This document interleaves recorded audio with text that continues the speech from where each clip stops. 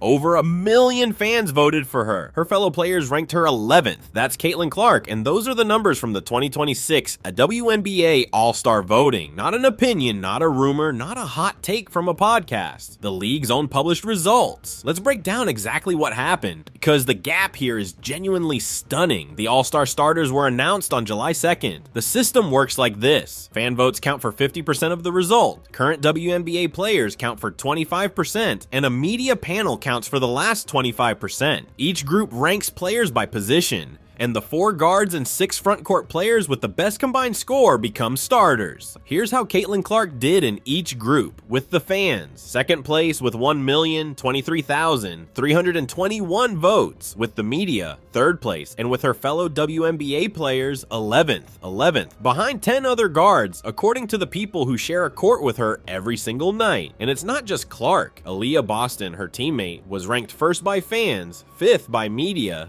and 8th by players. Same team, same pattern, same gap. Now, before anyone jumps to conclusions, let's be precise about what these numbers do and don't prove, because this story is more complicated than the version you'll see in most headlines. First, the case for Clark on pure basketball merit. She's averaging a career-high 21.2 points per game, which puts her 5th in the entire league. She's 2nd in assists at 8.2 per game. She earned Eastern Conference Player of the Week honors in Week 5, and Eastern Conference Player of the Month for June. And she just passed a milestone that puts her in genuinely historic company. She reached 1,000 points, 250 rebounds, and 250 assists in only 54 career games. The previous record holder for that? Diana Taurasi. At 62 games, Clark broke it by 8, so the argument that she's simply not good enough to rank higher doesn't survive contact with the numbers. Second, the one legitimate knock.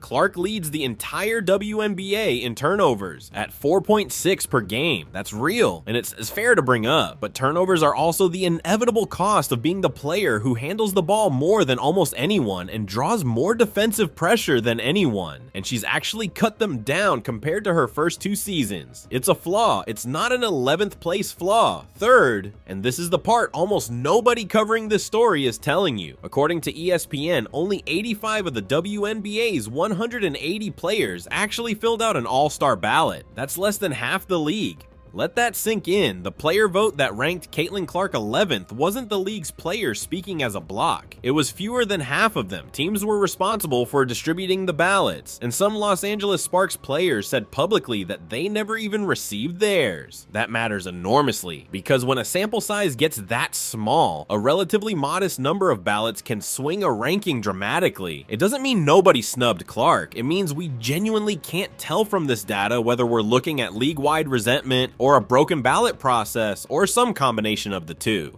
Anyone telling you they know for certain which it is guessing. And here's the thing, Clark isn't the only one this happened to. Look at the other discrepancies. Dallas guard Azzi Fudd finished 4th with fans, 15th with media, and 28th with players. 28th, Sparks guard Kelsey Plum, who's been sitting 2nd in the league in scoring, finished 6th with fans, 5th with media, and 12th with players. And she missed the starting lineup entirely.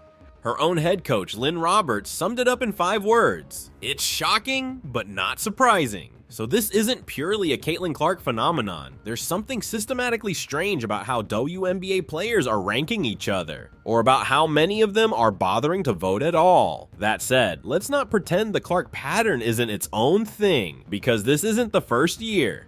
Last season, Clark finished 9th in the player vote. This season, she dropped to 11th.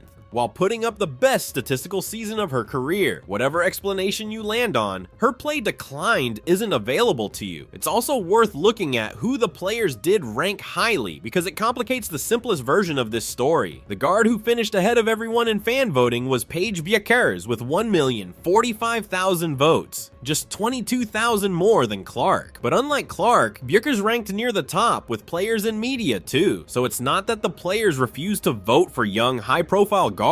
They voted for one. They just didn't vote for Clark, and there's another snub worth mentioning here because it cuts across the usual battle lines. Angel Reese, now with the Atlanta Dream, finished 6th with fans, 6th with players, and 6th with media. Remarkably consistent across all 3 groups. and still missed the starting lineup. She's leading the entire league and rebounding at 11.8 per game. She'll almost certainly make the team as a reserve, but she didn't crack the starting 10.